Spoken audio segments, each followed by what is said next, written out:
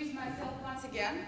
My name is Julia, and I'm responsible for PR and advertising at Nevosoft, which is a leading casual game developer and distributor in Russia.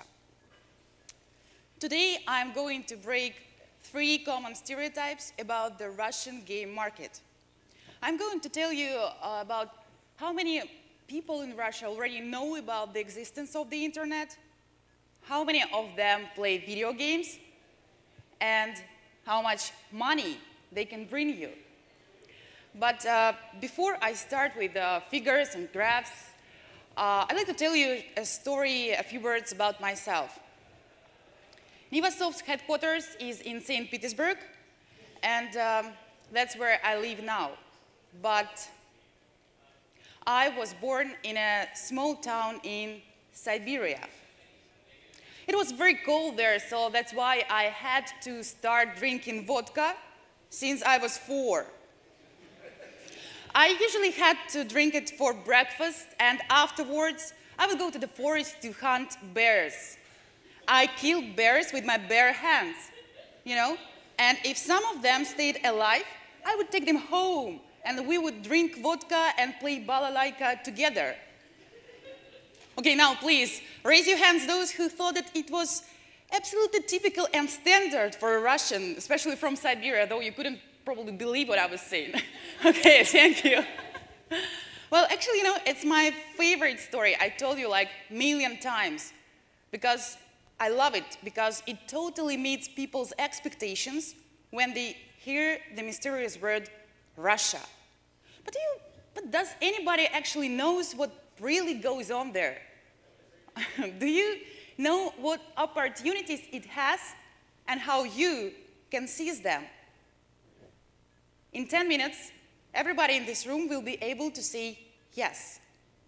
Okay, ladies and gentlemen, stereotype number 1. People usually believe that there are not many internet users in Russia. Is it really so? Well, right now we have about 143 million people living in Russian Federation. How many of them actually use the internet? In 2005, we had about 18 million internet users, and I already was one of them. In 2011, we have 60 million internet users. Well, 60 million. Is it much or little? It depends. If we compare it to the US, for example, well, not that much. In the USA today, there are 239 million internet users. Well, but if we compare it to Germany, for example, not that little. If we look at France, well, not little at all. So, how many users are active internet users? In Russia, we have 46 million active internet users. And we also have, wow, we have 38 million gamers. This is more than in France. This is even more than in Germany. And even if we look at another promising emerging market like Brazil, for example, Russia still wins.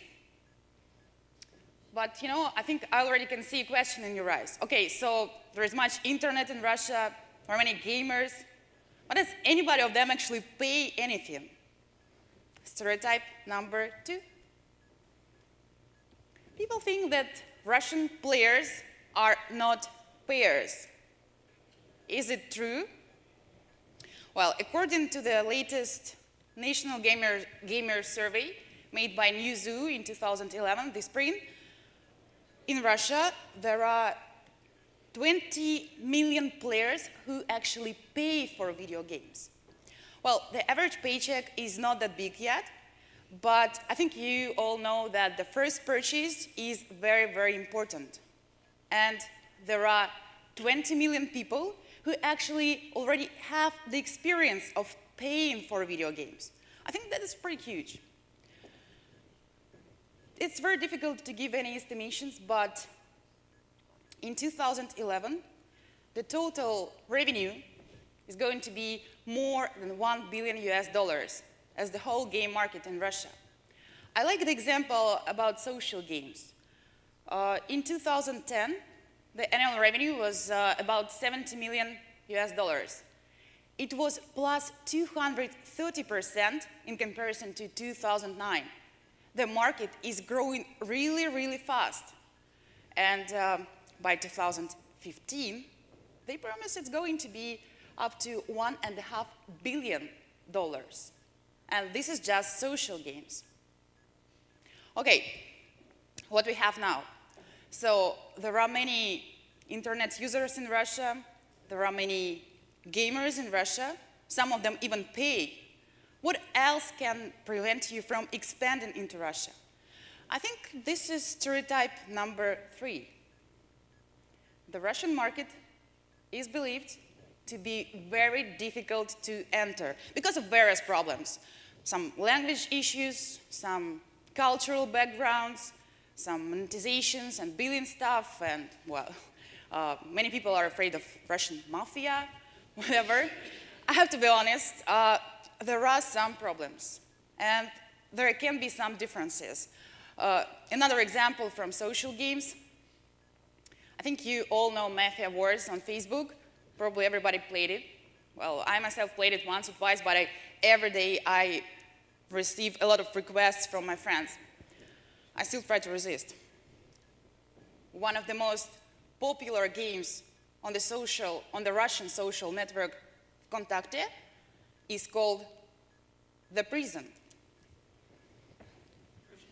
Actually, yeah. So you are in jail and you have to become respectable, and so you have to make different tattoos and earn money. It's quite fun, actually. So I think the difference here is obvious, but you are wrong if you think that these differences are that huge. If we look at top 10 of the most popular games on Facebook and on Russian social networks, we'll see that they're pretty much the same.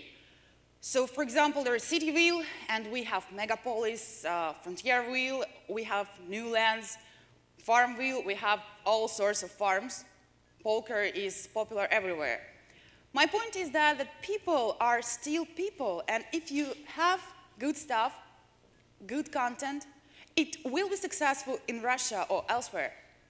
Well, some of these games might be clones, some of them are not, but anyway, good games will be successful anywhere. Another example is from the casual game sector. Our Nevosoft title, My Kingdom for the Princess, it was a bestseller in Russia on our Russian portal, nevosoft.ru, and it was also a hit in the US and all other countries. Because, so it got to top 10 of the world's leading casual game portals, and last year we received Great Games Awards as the best sim tycoon game. Hits remain hits, and if you have good games, they will be successful in different markets.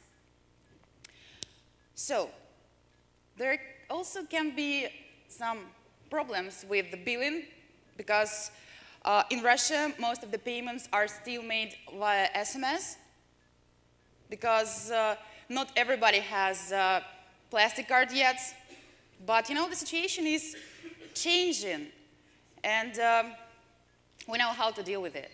And in several years, it will be all the same. Especially those developers who, for example, have great experience of surviving in a hazardous Facebook environment, well, they will feel pretty comfortable on the Russian social networks as well. There are some cultural differences, as we saw, but they are not that prominent. And as for language, for example, you just need a very professional localization team and a couple of native speakers who can make proofreading. So what you need, you just need to know what to do and how to do it. So probably you just need a strong Russian partner who can give you, sometimes just give you a piece of advice, where to go, what is better, what is worse, and all this stuff. So I want you to remember several things.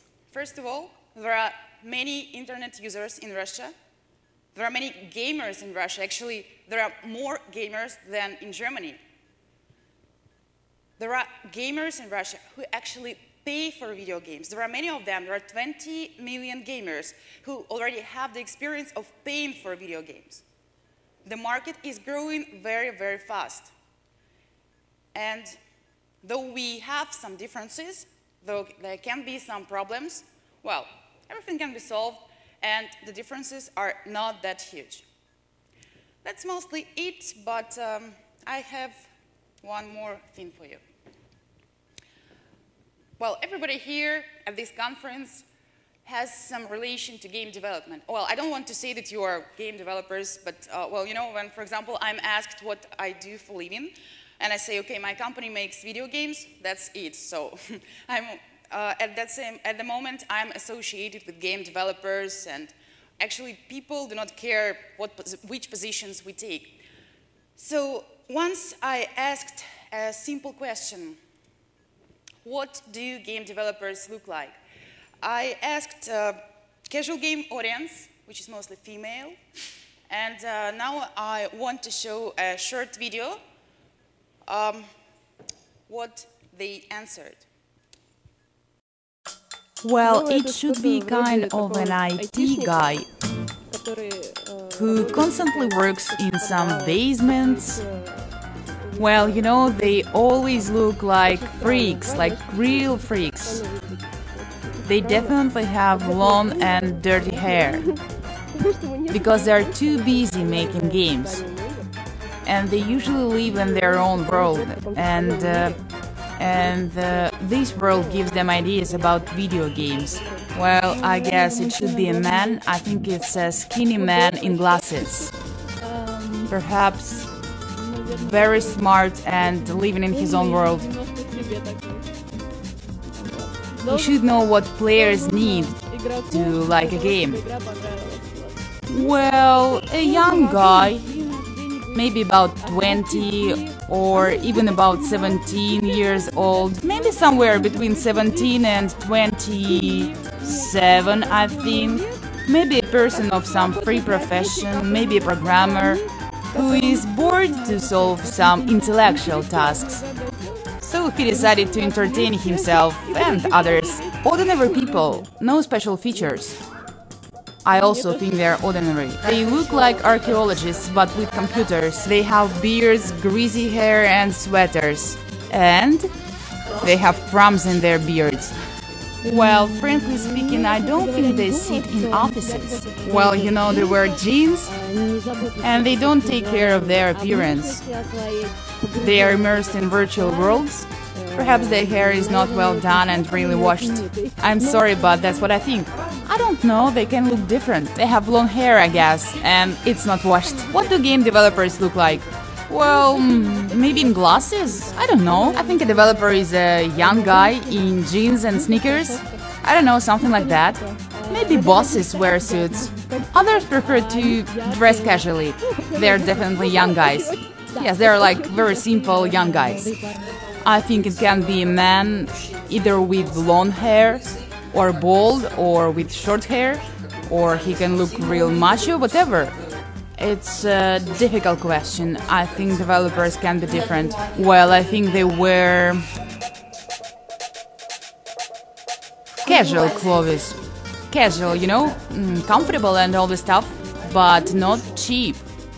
Sometimes, on a special occasion, they might put on a trendy outfit. I imagine guys hunched over their computers, wearing big glasses. I guess they look like freaks. Pretty weird.